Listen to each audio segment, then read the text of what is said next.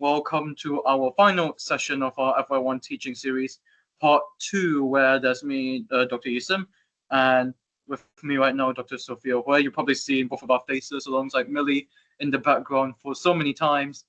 Get sick of it, but we'll make this, as usual, as engaging as possible.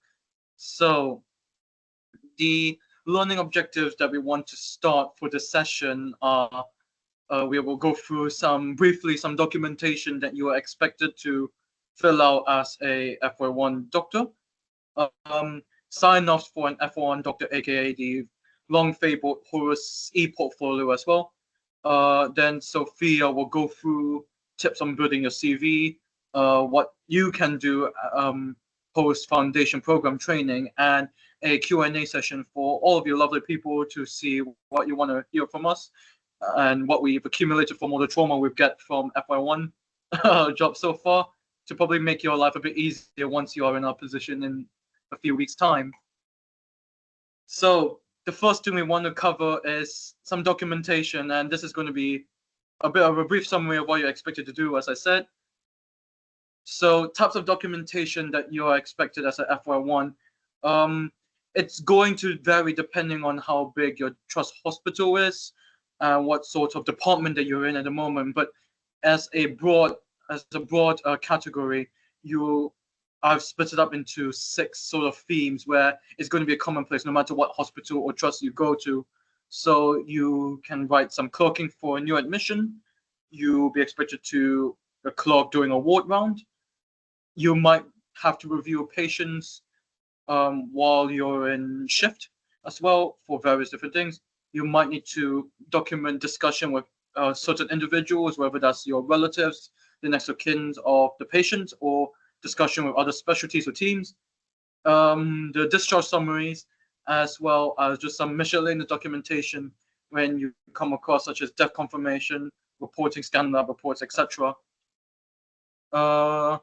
So I guess to just go through briefly on cooking a new admission, it will really depend on what team or department that you are attached to when you're doing your foundation training, but they don't go out from the basics that you learn from medical school when you take a history.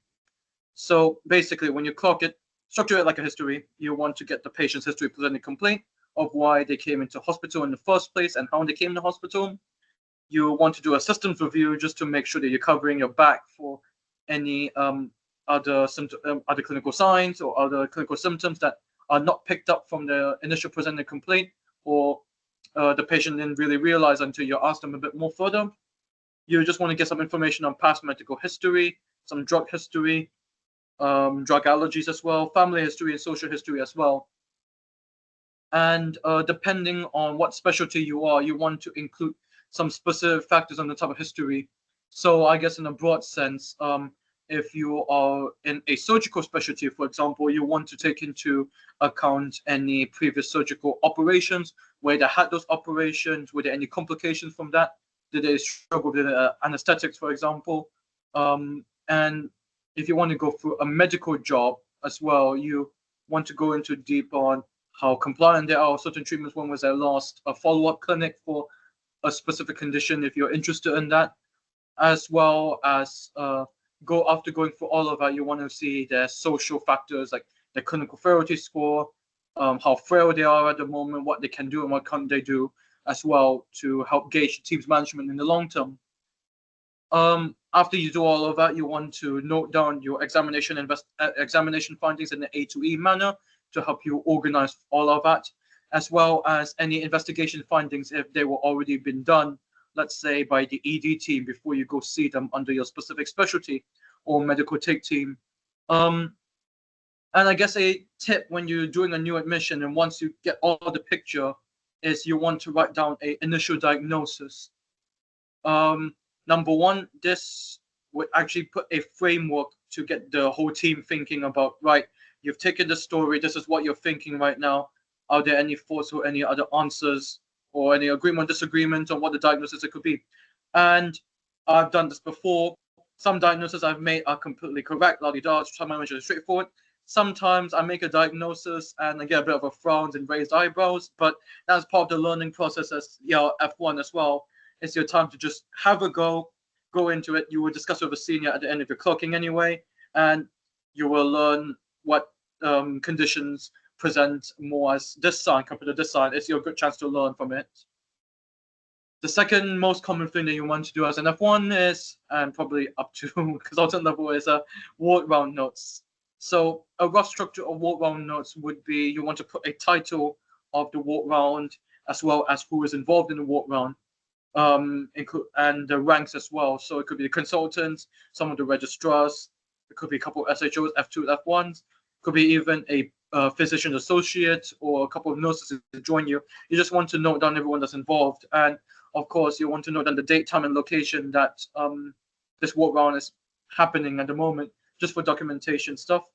You want to include any latest news scores, any latest blood results, investigation results that are important as well, and write down a brief summary of the patient, age, presenting complaint, current issues, and resolved issues as well, so that whoever needs to review the patient at some point, if they do get unwell, for example, they have a fresh template of the latest stuff that we're currently been treating for, we're currently investigating for, and what has previously been a problem and has now been resolved. So just to help guide the clinical judgment from that point. And when you want to see the patient review, whether it's your senior or the consultant, you want to get a subjective patient review, so what the patient tells you and what they say, the problems going on at the moment, how they're feeling at the day. You want to get an objective review as well, so examination findings that could be yourself, could be the consultant registrar that does it, and any other relevant information such as how many has any other specialties reviewed this patient previously and what they said, how many days of antibiotics the patient's on, just for example, and what other teams have reviewed, maybe physiotherapists, occupational therapists, SALT team, tissue viability, could be endless from that point. And at the end of the walk round, you want to put out a current impression or prognosis of what you're treating. So could it be that what you're treating now is getting better? Could it be that stagnant or getting worse? Could it be that we found a new problem right now, you need to put it down in your new problems list for the next following day's walk round? And you would, at the bottom of that, just clearly in neat handwriting, outline a plan for the day, just so everyone who's reading that knows what you're doing, investigating for the day. And it's rinse and repeat regardless where you go from that point for that bit. I guess some short tips for the walk round is that when you have time, ideally prep this information early so that you can focus on the rest of the walk round. You're not rushing to put down all these new scores and all these blood tests while the consultant registrar is talking to the patient and during their clinical examination. I mean, it's not ideal all the time. Sometimes you get really busy wards, you don't have the time, but try to find the time when you can as well.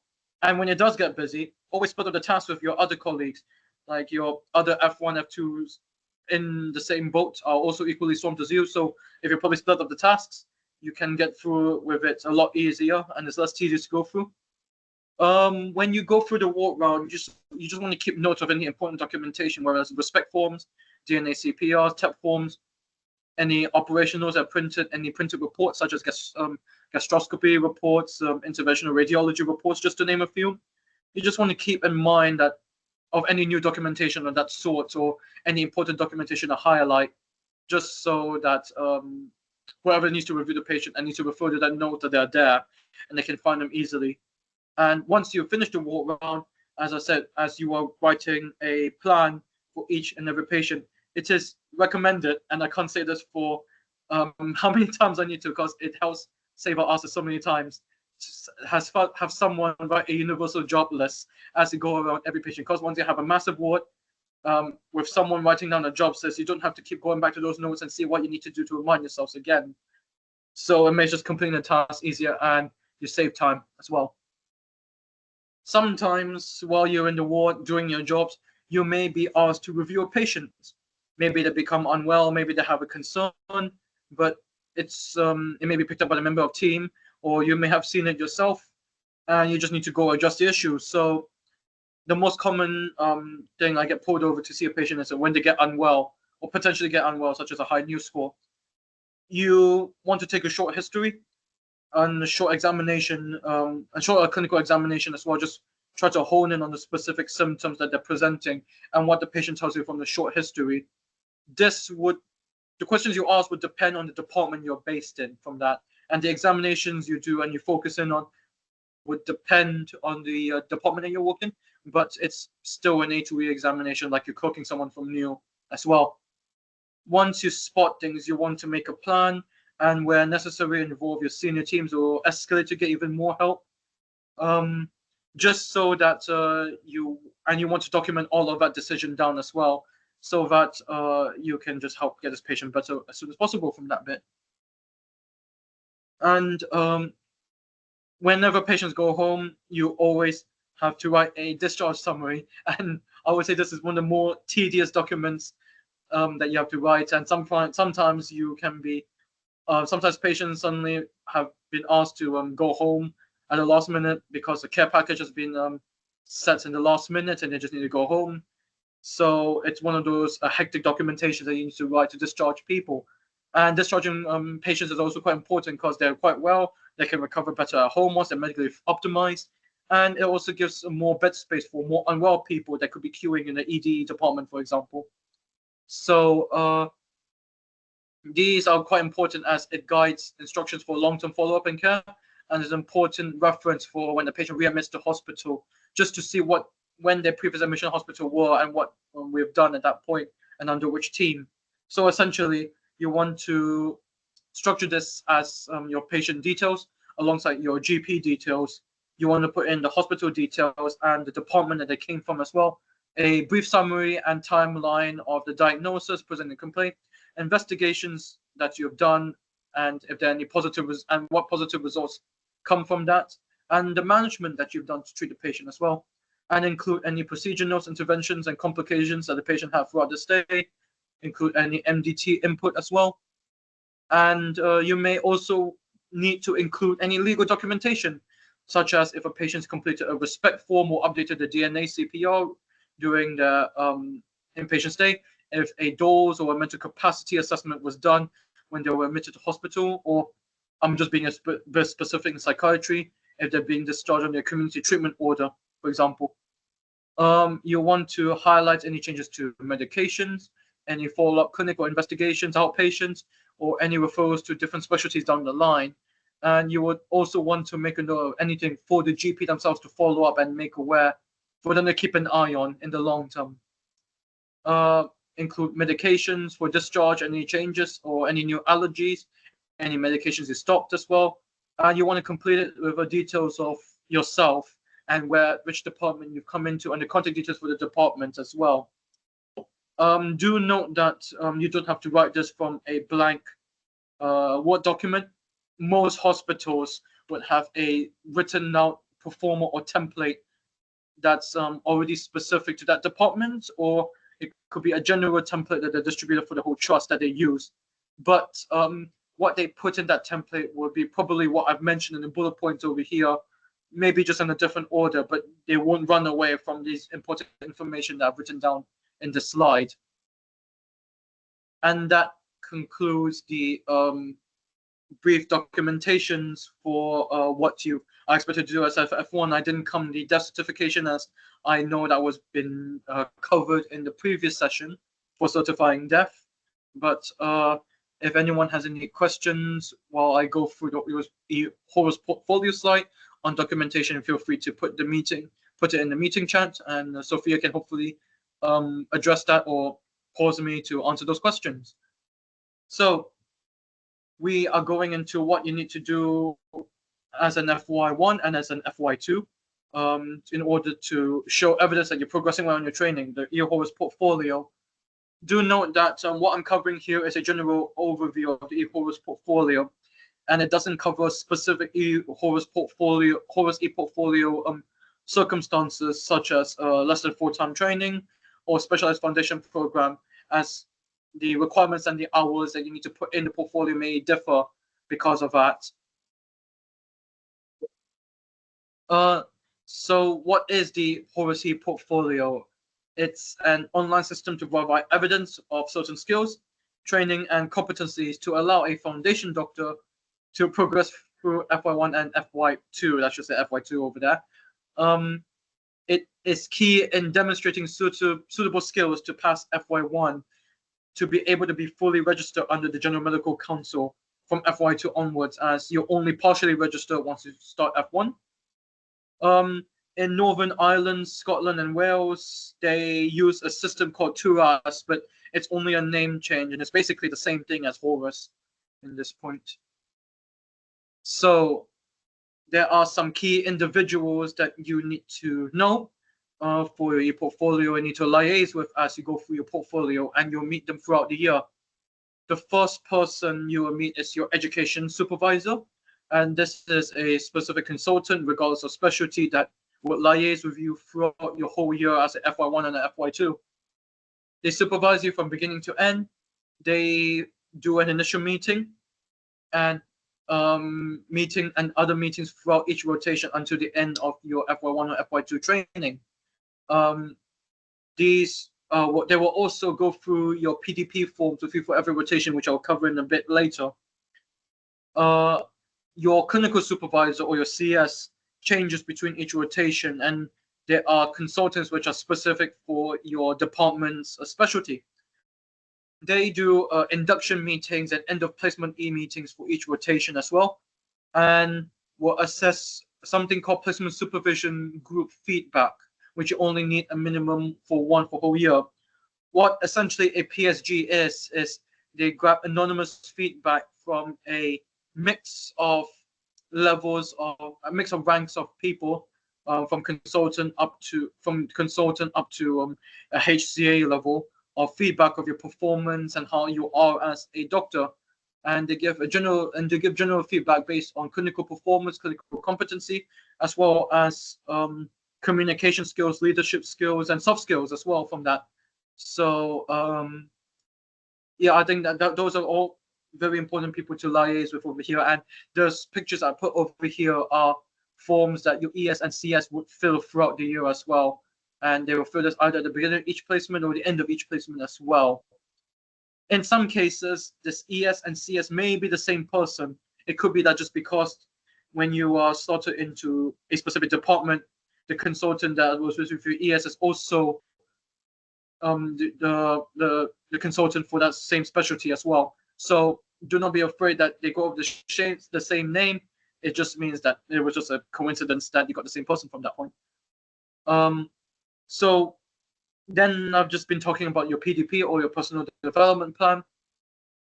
These are used to outline specific learning outcomes in each placement that you want to achieve.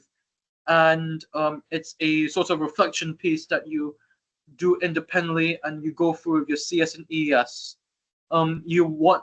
In this sort of reflection piece, you want to state what specific development needs that you have and how will these be accomplished. So my tip for this would be that you want to keep it quite mixed. You want to mix on what you want to get out of working in the specific specialty. You want to put in some soft skills, like you want to work in a specific skill for communication, leadership, teaching, or for example, or working together with a team. You might want to include specific procedures, specific clinical skills that you want to get a chance to improve in or start to get some good competency in as you work in a specific department. And you want to also include some career development as well. Essentially, you want to keep it quite balanced and broad for it. And because your CS and your ES will look at this throughout the year, you are expected to update this a minimum before the end of each placement rotation as well. You then have a set of mandatory forms that you need to fill out by the end of the year. The first bit would be your prescribing safety assessment, or your PSA, which you all have done for it. This is only for FY1. All you need to do is upload your certificate into HORUS, and your ES will just tick it off saying that you've completed, you passed your PSA. That's already one easy thing to tick out as a mandatory form. If you haven't sat your prescribing safety assessment, that is totally all right. Or you need to resit it, if that's totally all right as well. The trust will give you support to do all of that training and their learning again, and they'll give you some time out to resit the exam again. And once you pass it comfortably, you're able to upload it, and your ES will just take it from that point. You then have your team assessment of behavior, or your TABS form. I think some of you, depending on which medical school you come through in the UK, would have had a TABS done before, just as part of final year competency. Some medical schools do it. Essentially, it is the same sort of thing if you've done it before. It is a set of anonymous feedback that you send to many different types of people as well, just to get a general feedback, similar to what a PSG says. For a TAPS to be signed off in your HORUS, you need a minimum of 2 consultants, 3 middle grades, so SHOs, registrars, 2 FY1s or FY2s, 2 nursing staff, plus minus other staff as well, and you need at least 10 responses. I've screenshotted my own TAPS behavior summary just below over there, for example, just to show you an outline of who I've sent it to as well. So you can go over that, but once you hit that minimum requirement and you get at least 10 feedbacks from spread out from all of those different teams and specialties as well, you're pretty much all set from that point. The next mandatory form is that you need to fill in a quality improvement and audit form as well. As an FY1, the minimum is just to participate in an audit and QI project and provide evidence that you participated in that project as well. That's the minimum as well. If you want to lead one as well, which I've done in my F1, that is totally fine. That just fits the requirement. But if you don't feel that you're ready to yet, or you just want to get on your feet on what an audit or QI project is, you can just participate in one. And they've done that essentially just to, as a sort of progression thing as well, because by the time you're F2, as I said down there, and onwards in your future training, you're expected to design and lead a QI and audit project. So it's a big jump from just participating inside. The last bit is reflection. Now, when you look at your HORUS portfolio, when you ask a lot of people, this is very subjective. There are no exact requirements from it, but the common theme that no matter if you see other websites such as the HORUS requirements, Mind the Bleep, Geeky Medics, or even if you ask your colleagues around, the common consensus is that you must have an ideal minimum number of 1 before the each of end rotation, just to show some fair progression in your feedback. So if you've already been doing reflection on your personal development plan, you're going to have to do more reflection on these forms as well. So it's quite a bit. You just have to make sure that you do all those as well. Now, throughout your foundation year, you have a lot of personal learning log, which is a set of teaching that you need to accomplish. So these total 60 hours of teaching. You have 30 hours of core compulsory FY1 teaching and simulation that will be organized by your NHS trust, which will probably give you a timetable of when mandatory FY1 teaching is. But on top of that, you have to have 30 hours of non-core teaching. So these are optional teaching that you have to go in just to show that you are learning outside your job and you're getting other skills as well. This could be participating in a grand round, going through departmental teaching.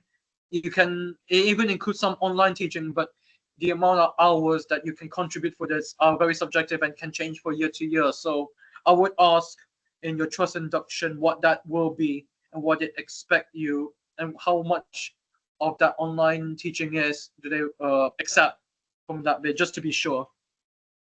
You will also want to fill other forms such as a mini KEX, DOPS, and CBD. So a mini KEX is a foundation doctor's reflection on a patient encounter and assessment. So this could be clinical, this could be a clinical history, clinical examination, ordering investigations. You want to discuss this with a senior, what you've done, and then reflect upon it, and you just fill it out from that bit. A DOPS basically is a foundation doctor's reflection on demonstrating a variety of clinical skills. So this could be venipunctures, cannulation, ABGs, catheters, ultrasound guided stuff as well. Just a good range of clinical skills that you've done throughout as a foundation doctor.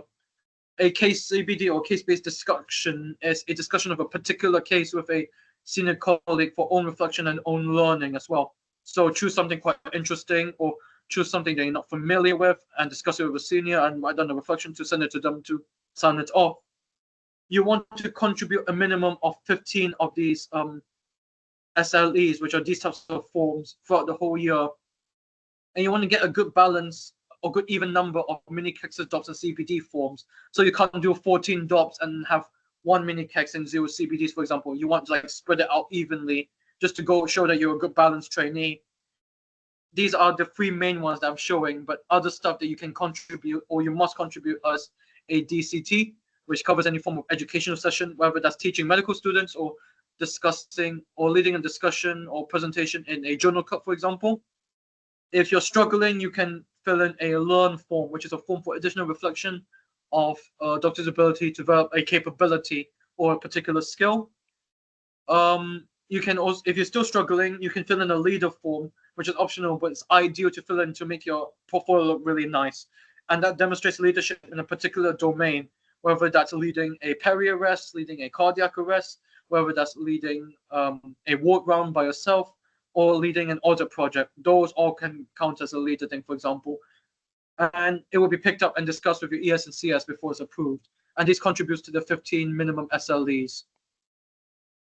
And once you fill out all these SLEs, you will need to link them to something called higher learning outcomes. Higher learning outcomes are a list of outcomes that are required by the GMC to demonstrate good competence and progression in training based on their own syllabus in the foundation training program. So all of these forms that I've mentioned earlier will need to be electronically linked to these HLOs. And from these, you just need to just link them to a particular theme under those higher learning outcomes, which are known as evidence mapping. You'll get more detail of this in your trust induction. I've put a screenshot of my one on the top, just as an example for one of the HLOs and the clinical-based discussions and the mini kicks I've done for one of the themes as well, from what you can see. As if there's not a lot of reflection to do, another reflection piece that you have to do is a summary narrative. And the summary narrative is basically a specific reflection piece for those HLOs that I've been talking about. So under the same domain, you must write a summary narrative reflection to demonstrate a broad development as a foundation doctor in those HLO themes. And your ES and CS will check these with you as well. Ideally, you should update these before the end of each placement, aka before your CS or your ES meeting. And this is an example from the Scottish HORUS Deanery of how to write a HLO as well. You can find many examples of this, but I've just put it here just to give you all a brief overview of how you meant to develop this ideally over time as you progress through training. Some additional stuff to make your HORUS portfolio look unique. You can look in the additional achievement section at the bottom of the page. You can put in any courses you've attended, any exams you've taken, extracurricular, interesting cases, procedures, publications, research, tasters, teaching others if you want to also add on to a DCT as well. So this is your chance to make your own e-portfolio stand out compared to other people's as well. And at the end of it, there are two things that you need to do. One is a form called the Form R, and it's an annual summary of your training that you fill in. Essentially, because we have a set amount of days or requirements that the GMC want us to take during our foundation training, we have to declare how many days that we put out for leave, sickness, or any significant events or other stuff, for example, just to declare that we've done enough days to qualify for foundation training, or to make sure we don't have any other stuff that could impede our passing as well. This is quite straightforward form. You just need to follow what's in the form and just declare it honestly, and the vast majority of people get through with no problem as well.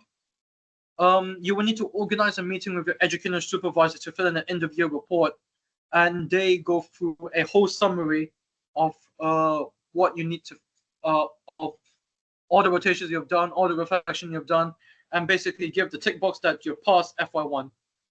So once all of that's been done by the annual deadline for all trusts in the UK, they will go through an annual review of competence progression or ARCP review. And this is when the foundation school lead and the supervisor at your trust hospital will analyze your entire HORUS portfolio, make sure that you tick all the boxes from what I've mentioned earlier of whether you pass or not pass FY1, and just to make sure that you don't have any errors. And hopefully, like an example in my ARCP over here, you will pass FY1 without any issues at all, and you just go through with your day. And if you don't pass FY1, the vast majority will be for very minor problems such as a typo in here, or you forgot to fill out a form. That's all right. You will have a month or two at least for the trust to give you time to settle all of this, and then resend the form to them to re-review to make sure you pass FY1. They are very helpful in trying to get you through the stage as much as possible. I guess just as some final general tips before I hand over to Sophia, you want to fill things early and drop things as you go. Don't leave all of these forms to the last minute. It is an absolute pain to try to think back of what you've done 2 months ago. So just try to do it as you go. It makes everything a lot easier and keeps things fresh in the mind. Get to know people throughout the hospital and your department, because not only you are going to be best buds when you work as well, they're going to help you fill in some good feedback for all of the tabs and PSGs that you mentioned earlier, and help you to fill out forms for mini cases and CBDs and docs, for example. Quantity with quality. Send out as much forms as you can. I remember for each rotation, I've sent out probably 30, 40 forms as well at some point. And because everyone is busy as well, it's not easy to get these forms as well. I probably only get 10, probably like 4 or 5 of them filled in. But the more you send them, you have a higher likelihood of getting more of these forms filled in. And it just makes it easier for you to get all these minimum number of forms to get throughout the year. You want to have a good structure of reflection to make drafting these reflection pieces I mentioned earlier easier. You want to be persistent and remind key individuals or when X forms or X meetings are due. For audits and QI projects, ideally do it something that you're passionate in and you're required for career progression. That way, it makes it easier for you to go through the audit or the QI project, and it helps with your future career as well. For personal learning law, try to attend as much learning as you can. Read up about what counts as non-core or core teaching, and check this with your foundation school as well. Just try to be proactive with it as well. And for reflections, another, use the SMART method. You probably heard it so many times from medical school, but I kid you not, I didn't listen to it until right now in FY1. It's actually a very good structure to help you reflect, especially on those tedious reflections such as the summary narrative or the HLO reflection pieces that you have to do. And I think these are just general tips that you can read in your own time. But Sophia is going to cover these in much more detail because she's going to go through how to build your CV. Thank you, Yi. So if anyone has any questions, please just pop them in the chat and we can answer them as we go along, or we'll have a Q&A at the end. So you can screenshot this slide, and we're going to go into it a bit more detail. I've also done little icons, so have your phones ready.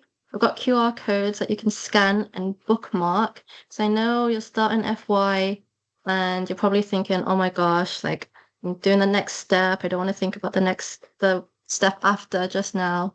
So you can scan it on your phone, keep a bookmark, keep a record, and you can always refer back to it. So before I talk about the CV, I want to talk about the different types of options you have after FY2. And there is quite a lot of flexibility. So a lot of people think about specialty training because that just seems sort of the most direct route. But a lot of people, like in my trust, for example, I think about 67% of FY2s actually don't go into specialty training and decide to do things like locuming, going abroad, going to Australia, taking a gap year or doing clinical fellow or teaching roles to build up the portfolio. So there are a lot of options. But for this bit, we'll focus on sort of specialty training applications, and the rest of them you can sort of like build towards a specialty application. So this is the general structure if you haven't seen it already. After FY2, you can apply for either core specialty training or run-through posts. I don't think that many run-through posts exist anymore in England. Actually, one of my ENT consultants was part of the team that got rid of a lot of run-through posts. So a lot of it is going back to sort of core specialty training. And then you'll have to do another application process from ST3 to ST7 reg level. And you've sort of got these big decision-making points between each section of your career. So it's not sort of, I'm going to decide to do this now and I'm stuck on that path. You can always build your own career like a Build-A-Bear. So why is it important to start preparing in FY1? A lot of people will tell you, oh, you're just in FY1. Like, don't worry about it. Well, actually, honestly, please kind of worry a little bit at least. So competition ratios are going up. A lot of people have, talk about bottlenecks in specialty training, and the number of medical school places is going up, but the number of jobs isn't. So it's becoming more and more competitive. And you might have heard that the government is thinking about making it more accessible for UK grads to get specialty applications compared to international grads, because at the moment, everyone is kind of viewed at a similar level. Um, so maybe that might help out later on, but it's not quite in the process just now. So we're still being compared to the rest of the world when we apply for specialty. So these are just some numbers. You can see core surgical has gone up to 5 applying per place. Some things like public health gone up to 19 applications per place. So just have a look at those competition ratios and just be aware that it's quite important to build your portfolio.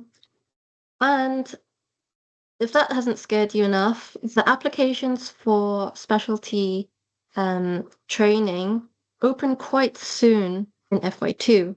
So once you've finished FY1, we'll finish in about July, August time, then you've only really got one block before you have to, in FY2, one block in FY2 before you have to apply for specialty. So there's really not that much time to get your portfolio together. So if you're here, then that means you're prepared already. But it's always good to keep building your portfolio in FY1. Another thing is that exams such as MSRA, which we were talking about earlier, do roll around quite quickly as well. So the MSRA exam, it's called the multi-specialty recruitment exam. It covers loads and loads of specialties from core surgical to radiology to ophthalmology.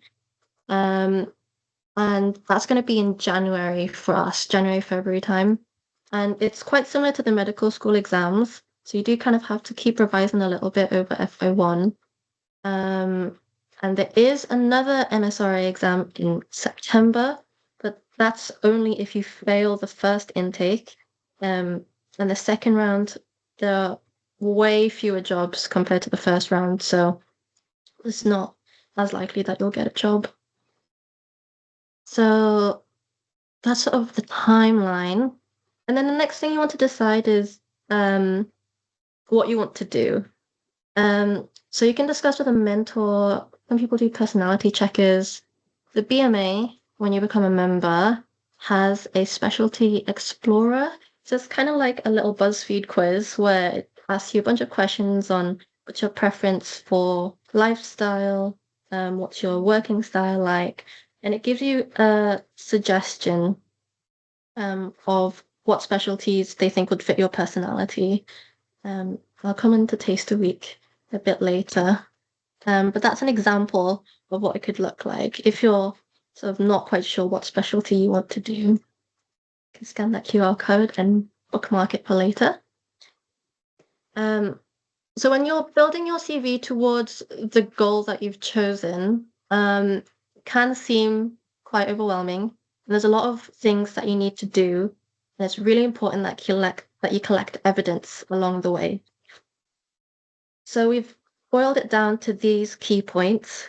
So eligibility, teaching, audit/QI, research, presentations, and commitment to specialty. And if you hit all of these points, you've got a pretty good going chance of getting into the specialty that you want, provided that you do well on the exam. So for core surgical, for example, you need to do really, really well on the MSRA exam in January to get shortlisted.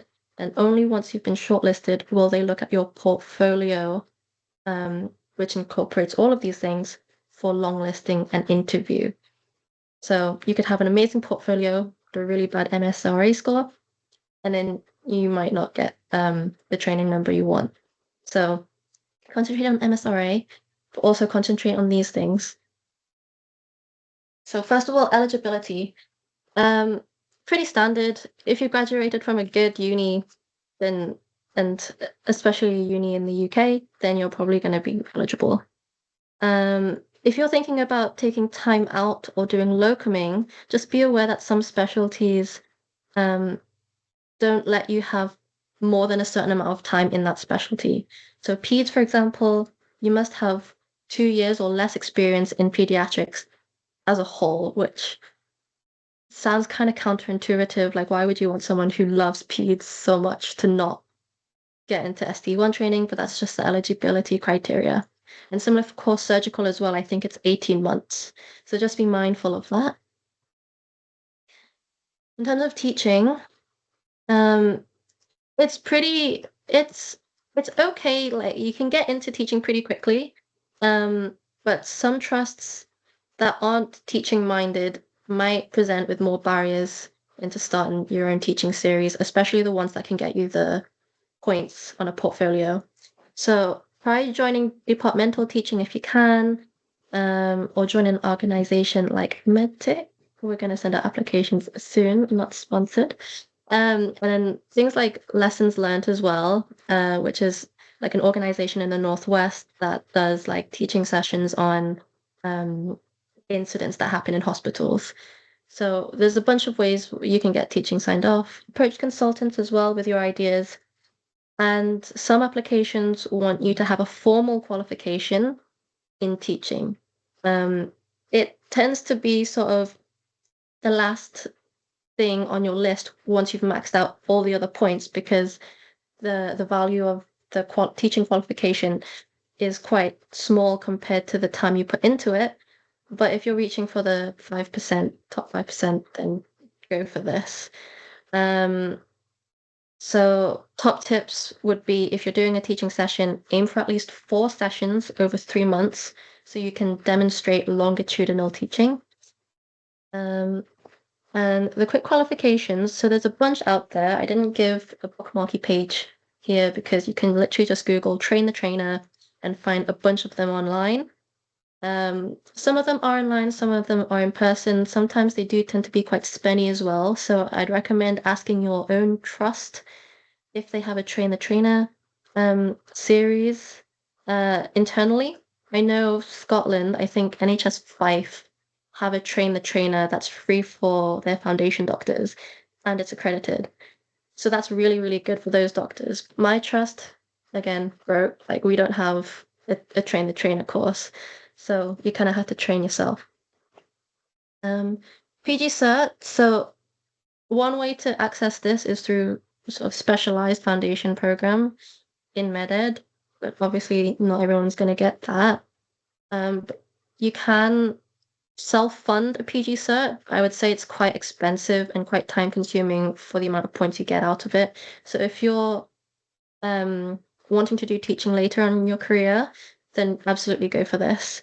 The cheapest one is Edge Hill, I believe. It's about £50 per credit. Again, you can bookmark it and save it for later if you want to think about doing it, but I wouldn't recommend doing this if you haven't got everything else on your portfolio. And the University of the Edge Hill one is in person, but the University of Warwick one is online. So yeah, you can kind of see which one fits you.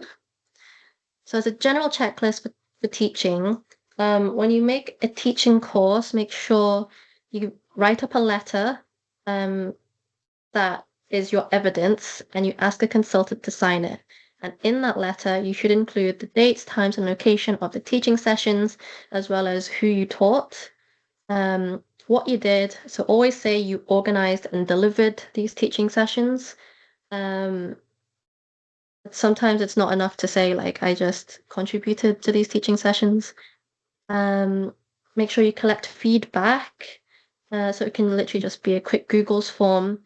And then when the consultant signs it, try to get them to put their GMC number as well at the bottom, or some kind of registration number. Because some specialties need that on the letter. And then save a copy of your teaching qualification if you decide to get one. So that's teaching out the way. Next one is audit and QI. This one might seem a bit more sort of foreign to people. So the key thing about an audit QI is starting it early, even if you're not quite sure what it is, ask around. So an audit is where you compare the current practice with existing standards or guidelines. And there are a bunch of guidelines out there, so it's quite easy to find one to compare to when the NHS is never hitting 100% of the standards.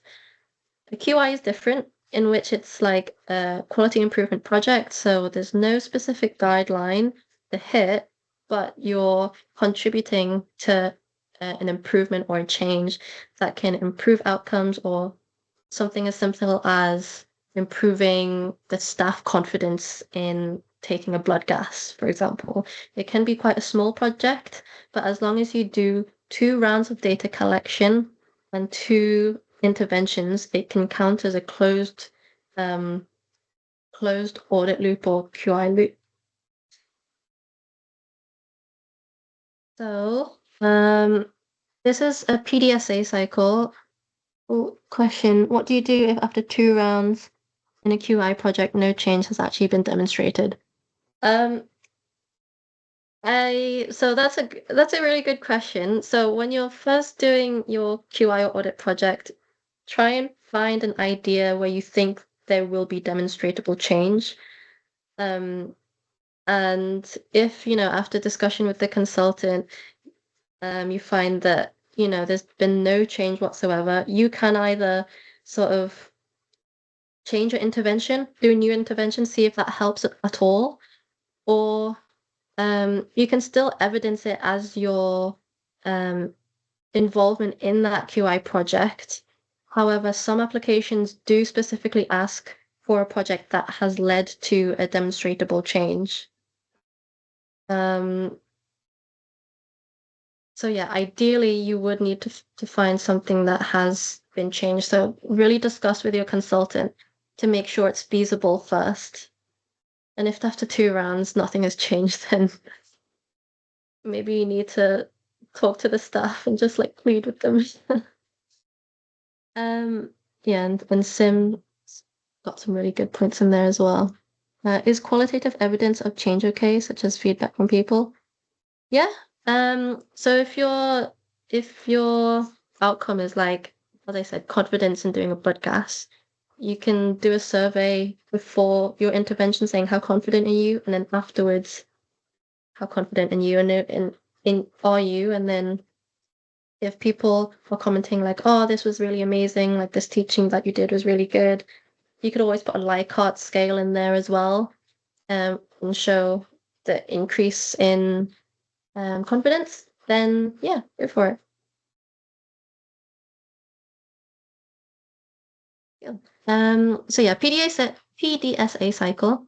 So it's you plan, you do your study, and you act. So it's just a nice cycle to include in all of your audit or QI slides. Basically, studying the problem, doing an intervention, finding out what you can do and how well your intervention worked, and then changing it or implementing something else. There are some audits out there that are like on their 6th or 7th cycle. That might be a good project to get involved in at the start when you're trying to figure out how to do an audit and what it involves. As Yi said, ideally you want to design, lead, and do all the PDSA cycles yourself, or like as in lead it. You can have a team, but as long as you lead it, then that's what scores you max points. So how to do an audit or QI? So the first step is to find someone who's willing to supervise. Helps to present one of your ideas, see if it's a valid idea, or ask if the consultant has any ideas they want doing, and then collect your first cycle, and then you can make a presentation, show it to the department, say this is how awful we're doing, do your change, and then do the rest of your cycle. I think the thing that people struggle with the most is finding an idea. So asking around really helps just cold emailing people. Sometimes you can find guidance from Royal Colleges, audit templates I'll show you in a bit later. And if there's no sort of defined research or defined standards that you're looking for, you can sometimes use research papers and the standards that they have in that paper to apply to your own local hospital. So just an example of where you can get ideas. So this is the Scott Audit booklet. It's quite old now, actually, but it's got some really good ideas for when you're in a GP rotation, as to what kind of topics you could tackle. Again, from BTS guidelines, like they've always got their own audit standards. These tend to be a bit sort of bigger for like the trust level. But if you've got a consultant who's doing an audit like this, it's always useful to get involved. What's really helpful is that some specialties like pathology and radiology have like templates for audits. So any audit you do has to be registered with the trust to ask for approval to use their resources and collect data, etc. And it's a lot of paperwork. But if you find one of these templates, then you can literally just copy paste it into the registration form. And it gives you some really good ideas. And you can say, oh, this is what nationally is needed. So, and this is an example of using a research paper to find standards to apply to your own trust. But I think my key top tip as well for audits is make sure you have an end goal. So you're not just collecting loads and loads of data for no reason and then finding at the end, oh my gosh, like I actually don't know what to do with all this data, because data collection is what takes the most time. And I've had friends who've just like spent hours on collecting data and then realized, oh, actually, I don't know how I can improve this. So as you said as well, so audit and QI projects can be presented first locally, like any department will want your audit presented locally, but try to aim for a national and international conference as well. And you can also publish your audit too. So it's like killing two birds with one stone. So Tips QI is an organization that gives you a bunch of information about how to do audit projects, and you can get advice on how to start your own audit project. We're not partnered with them in any way, but I think this is just a really good resource, so you can scan and save this one for later as well. So general checklist. Again, similar to teaching, make sure you get a letter signed by a consultant with their GMC. Keep a copy of any presentations that you do and relevant findings, and keep a copy of any meetings that you present at. Fine. So next is research. So research can seem very intimidating, but it's actually not as scary as a lot of people think. You just have to find the right supervisor, and who will guide you in the right direction. Even if you think you're in a small, tiny DGH where nothing's happening, like there's nothing's bussing, like there's always going to be something that you can get involved with. So do a bit of reading around what research is, different types of research. And some trusts have their own local research hubs or teams that you can reach out to as well.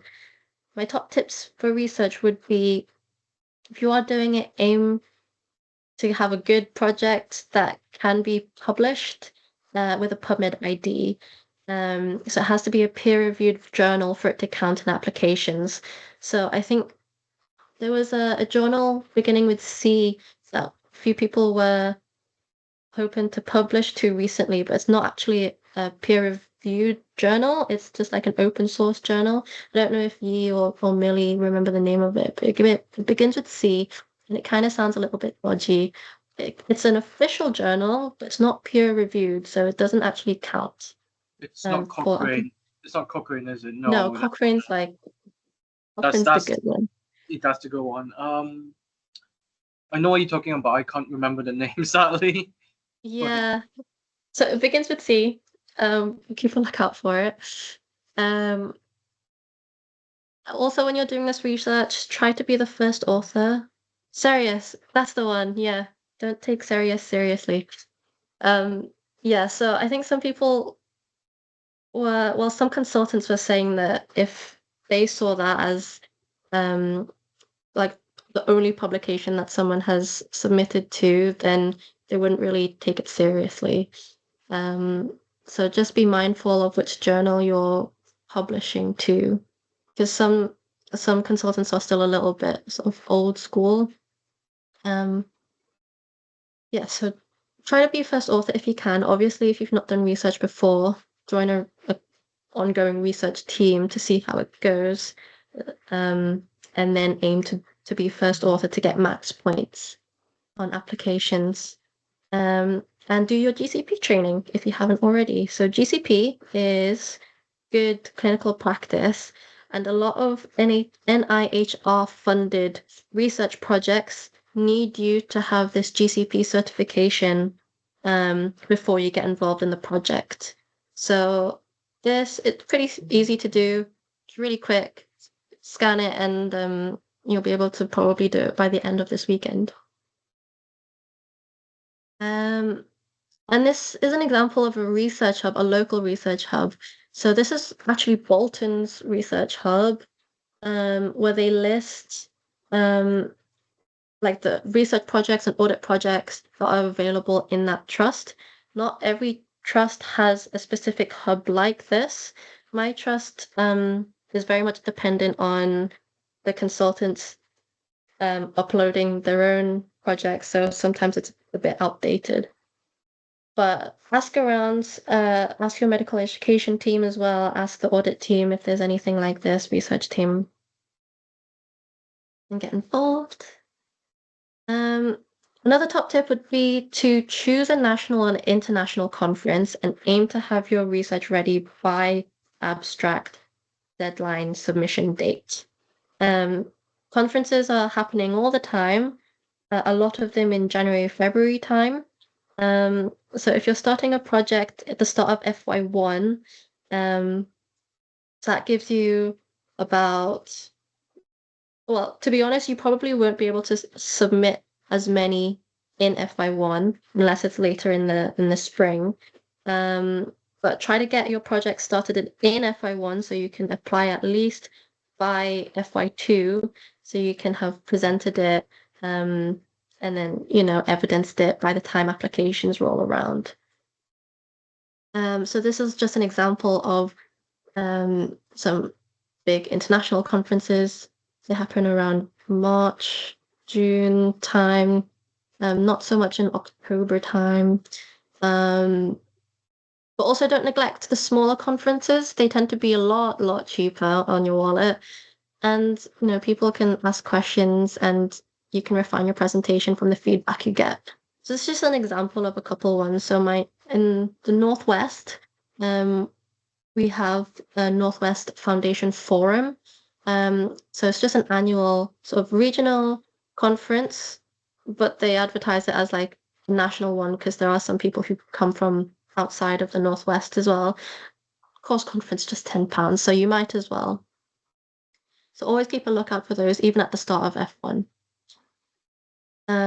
So general checklist, try to get your national or international presentation out the way. Also helps like later on ST3 applications too. Keep your letter of acceptance and attendance, save it somewhere. Don't put your NHS email in there and then just leave it, because once you move trust, you might lose access to that email. So make sure you save everything. Keep a copy of your slides. And if you've done publication, keep a PDF copy as well. So that covers both research and presentations. And finally, commitment to specialty. So this one is a little bit trickier, and it kind of depends on what specialty you're applying for. So just another thing to bookmark. So this is NHS England's sort of page on person specifications for literally all the specialties, even the ones that you can only apply for in ST3. And it gives you a general overview. If you click on them a lot of the time it will say like essential and desirable. Don't let that fool you because a lot of the desirable is actually essential. So it's also worth going on like the Royal College of that specialty as well, their website, to see what their actual person specification is. Because the NHS England one is quite broad, but it does give you a good idea of what they want. You can also demonstrate commitment to specialty with taster weeks.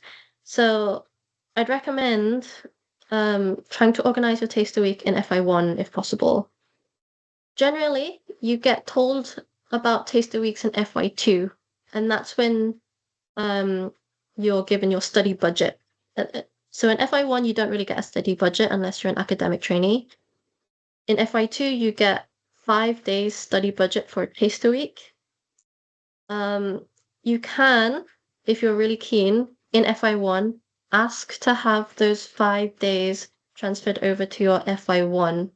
And that really, really helps just getting that out of the way while you're still in FY1 in time for applications. Because otherwise you only have like 3 months-ish, 4 months in FY2 to arrange a taster week, and sometimes it can just take a bit too long to organize like the time, get your consultant to sign a letter and submit everything. So just do it in FY1 if you can. And no one tells you this, so make sure you email your foundation team to say, I want my taster week right now. Electives also count as well. So I know for surgical training, if you've already done an elective in surgery for about 4 weeks, then that counts for this like the same category. So you don't have to do a taster week and an elective if you've already done your elective. And themed teaching and research. So yeah, as you said before, like try to get your audit projects and research in the specialty that you want to do. It also puts you in good touch with like the consultants who are doing that specialty and their insider tips. And placement during foundation training. So some of the specialty applications count a placement in that specialty as a commitment to specialty, which I don't think, not all of them do. Some of them still do, but I'm not sure whether that will still apply in the next few rounds of specialty applications because of the random allocation. Yeah, they are. I think they've been like, I guess for a lot of specialties as well, they have a lot of drastic changes for different things. So I think it's a good idea to keep an eye out for the latest requirements they have on the Pearson website, as well as just talking to people that have sat the exams and everything before. I think I'm only talking, I guess from what I'm going to say, I'm only talking about the surgical side because I'm applying for surgery. I think when I started F1 last year, there were a few major changes, and I think major would be like 4 or 5 domains were either cut or added on all of a sudden, and the point systems was also drastically changed as well. So I had to like redo or re-engage my old portfolio from that. So I think it's a good idea to actually look at it really early and see what's the up-to-date stuff, because you could be working on something and then suddenly you feel it's not worth it anymore, or it's not as worth it as it was before. So that's just a general tip. Just keep up to date with everything because it can change every year. Yeah, 100%. So as an example, because I remember being quite frustrated about the surgical applications, I think the BSc got cut. So if you had an extra degree or something like that, that no longer counts for ST, for core surgical applications, but it can still count for later down the line, ST3. So it's if you're doing a project, it's still worth finishing it because it can still count later down the line. Things like teaching, I think it went from like accepting online teaching to not accepting online teaching or something. Or some specialties were like that. Yeah, and I think some specialties wanted a mix. Some of them wanted more in-person teaching and online. Some of them wanted both. It just really depends what you're going for, guys. Yeah. But yeah, I wouldn't be too disheartened by it. I mean, you can't really predict what's going to happen. Just keep to that list that they have, work towards it. Also, like try to go above and beyond so that if they do change something, then you know you're covered. Oh, and another example is the number of um operations that you have to get involved with. I think that increased from like was it like 20 or something to like 40? I can't remember. It went from 20 in 1 year to 40 right now. Yeah. So yeah, you can. I worked my ass off for that. Yeah, so yeah, just going above and beyond, starting early especially. Um, so yeah, doing your taster week when you can. Um, so yeah, so this is just an example of the core surgical one actually. Um, the commitment to specialty is sort of the logbook. And if you don't already have a logbook and you want to do surgery, please do scan this one, and start recording your surgeries. You will need the hospital number or NHS number or any sort of identifier of the patient and the surgery that they're doing or undertaking and the age of the patient and the ASA. So just whichever surgery you observe or assist in, then just write down these key details. Um, Another thing to note about the e-logbook is that you you want to try and assist in about 40. And assisting can be as long as you're scrubbed, you're assisting. So it doesn't mean if you're like your job is to hold a leg, that counts as assisting. But if you're not scrubbed, you're just observing, and that doesn't count towards involvement. Um, and the way it works is you record it, and then at the end, you ask a really nice consultant to kind of review it and just sign you off. And then you've got evidence and sort of a verification to say that you've completed all of this. Oh, is an ED rotation counted as a commitment to internal medicine? Not really, to be honest. I think everyone gets at least one sort of medical rotation in FY. So that would mean everyone who does FY gets committed to internal medicine, but maybe you can correct me.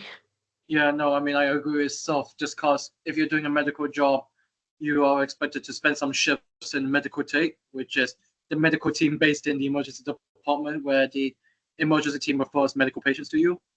I mean, when you're doing a surgical job, you will also hang around ED for surgical cases as well. So having a pure ED case, I think it's hard to argue that that's any different from anything they've already done, unless you really wing out of it and stuff. But I'm Yeah. not really that focused onto internal medicine, as I said, so I can't really confirm for sure.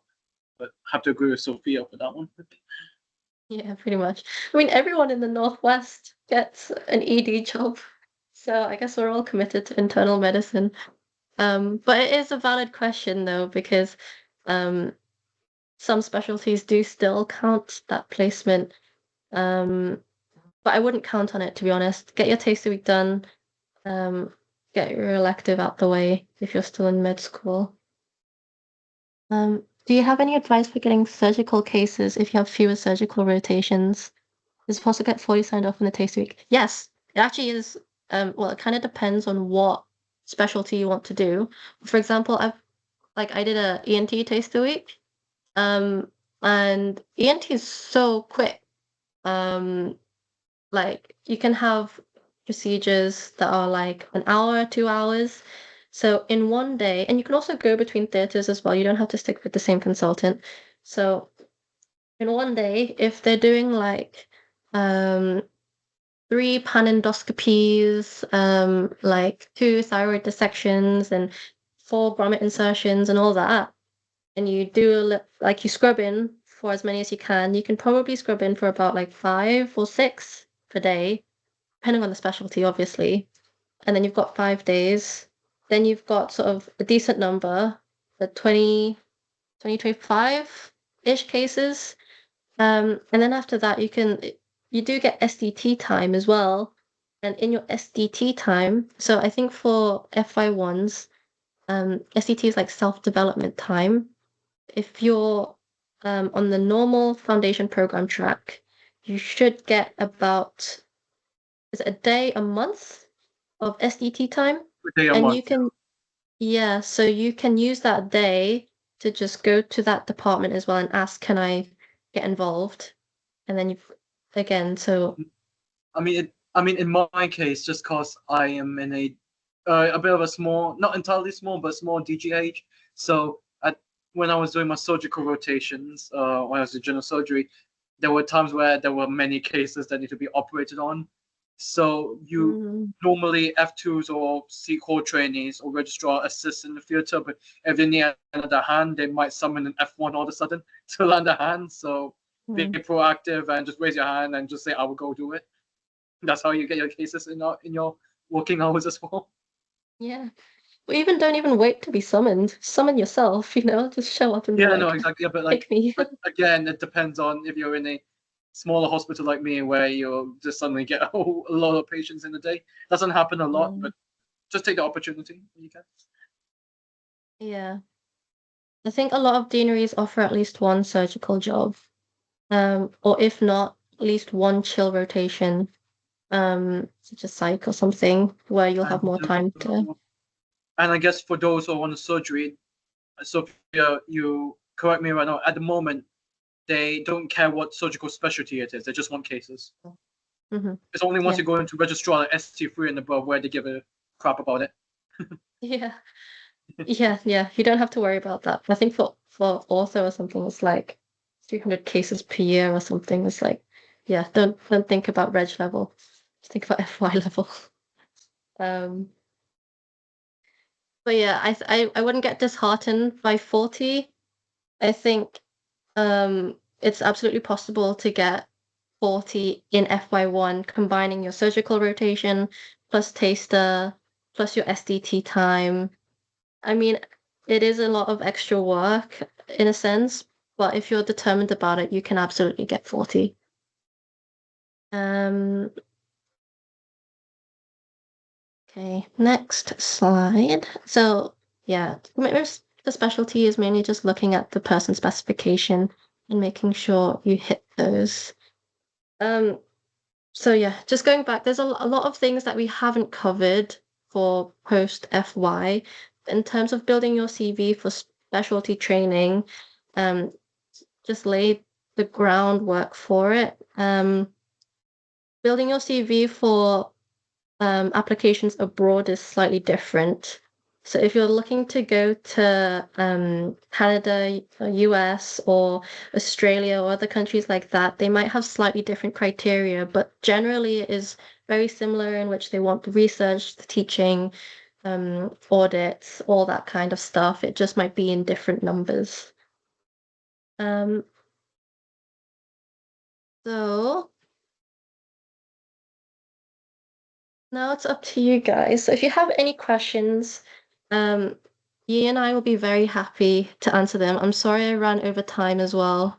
So if you need to leave, we've got a feedback form, that if you could scan, we'd be very grateful, and we can take it forward to next year. Or even if you want to, apply for MedTic, which I'd highly recommend, um, then, you'll have that feedback to build on for next year as well. So this is the form, I believe. Millie, correct me if I'm wrong. No, that one should work, hopefully. Cool, thank you. But yeah, if you have any questions such as what should I do during induction, or like if you didn't manage to catch the first session and you had any specific questions about death certification, or common clinical skills, common jobs, you can just fire away, let us know. You can unmute if you want. But I don't know, what would you say is your biggest piece of advice for everyone? My biggest piece of advice, everyone, for F1, I Mm, guess, just from my perspective, I guess from what your interest, have a sort of direction so you can get all these like projects and everything done. Because even if that changes throughout your F1 training, such as taking a job that you realize you enjoyed afterwards, or realizing you don't like this job, you want to pursue something else, at least you have done something for that. and that could be transferred to another specialty and somewhat. So I think just do the best as you can at the moment. Let things take its course and just enjoy the moment. And then yeah, and then you should be ready for F2, like Sophie and I by then, hopefully. Yeah. I mean, yeah, you can only try your best and don't get disheartened if you don't manage to get like 2 research papers or 2 full audits and things like that. Like, So there's still a lot of people. Are all the portfolio parts absolutely necessary to get into specialty training? Do you have to have published research? Well, it depends which sort of specialty training you're going into, because a surgical specialty training has different criteria to a medical themed, a psychiatry themed, a obstetrician or gynecology themed, or even public health themed specialty training. So it really depends what you're really gunning for. But in a broad sense, all of them would at least want you to have at least one piece of published research, regardless of it. I don't know what you if you want to add to that or disagree with me. Yeah, so one thing to say is that if you've got a research paper and you haven't quite published it yet, you can still submit a letter of acceptance by the journal as evidence. And the second thing is, some specialties you don't absolutely need to have published research.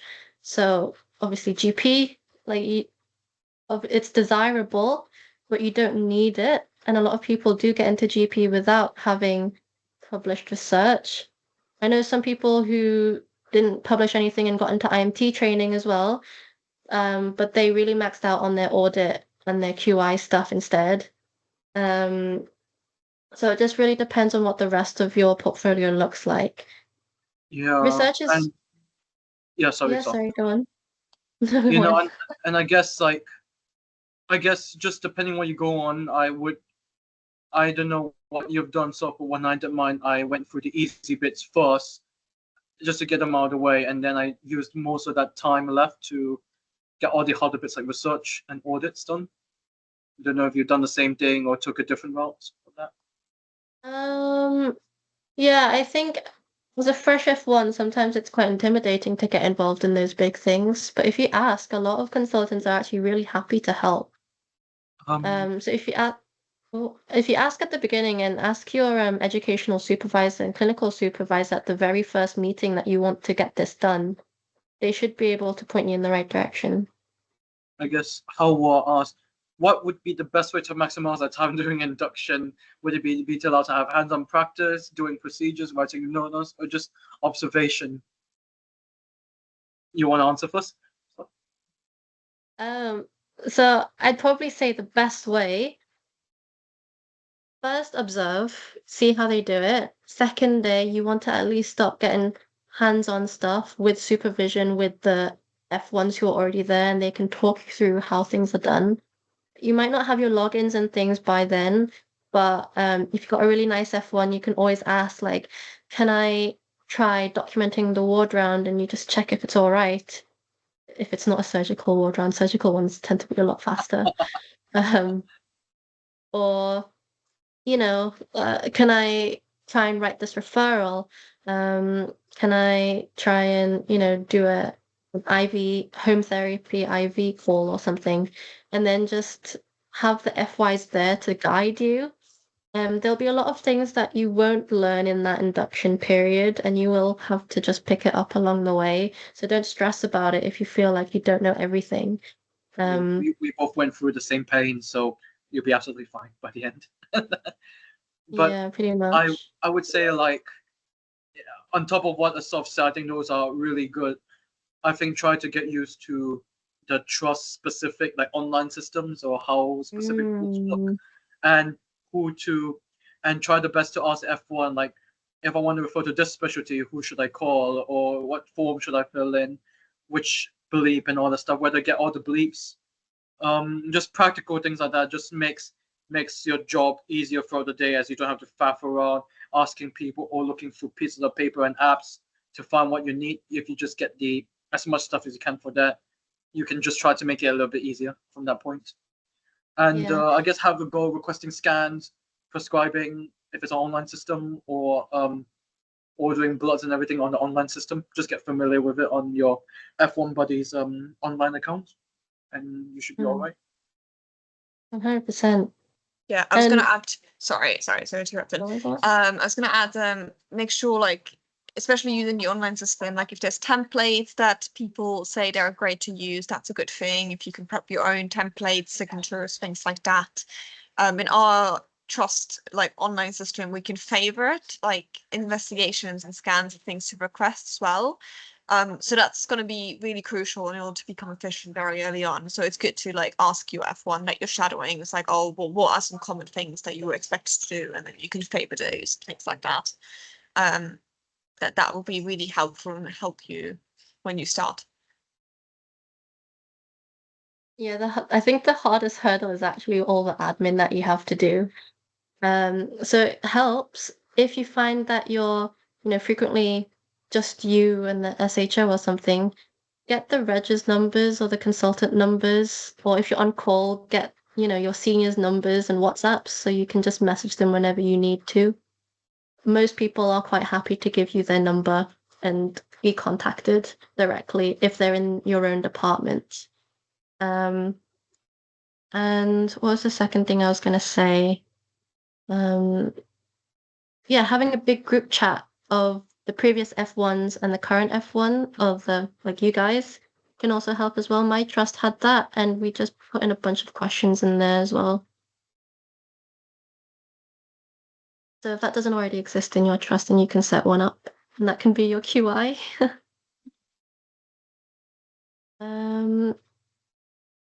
Yeah, a lot of it is admin. And even now, like I'm on a respiratory ward right now, and I'm also just constantly learning all the different types of admin, like how to order home oxygen or what type of cylinders and concentrators to give. So I'm always asking questions. And don't hesitate to ask questions, honestly. Like your seniors are there for a reason, and try to ask as many as you can at the very start of FY when they still believe that we're newbies. I would probably ask the nurses as well, just because they're even longer than some of your seniors as well. Probably like the ones I worked with are probably there for a decade at least, so they probably know the ins and outs more than us in some things. So they're also quite good reference and to be in good terms with. Oh no, yeah, good point about the nurses actually, because a lot of datexes happen when there's miscommunication between the doctors and the nurses, or the doctors and the patient, or things like that. So, for example, if you're discharging a patient, let the nurses know that you're discharging them. If you're prescribing fluids, let the nurse know that she needs to grab the bag of fluids. If you're prescribing a stat dose of something, let them know. They're not always going to be reading the notes to see what was this doctor's plan at this time. And then you can have a good relationship with them, and they'll give you a nice tab and feedback for your HORUS. Any other questions? Please do fill in the feedback if you haven't already.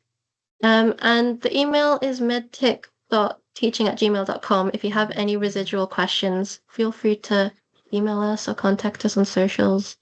But if no one has any further questions, we'll leave it there. Thank you very much for joining. And we hope it was very useful.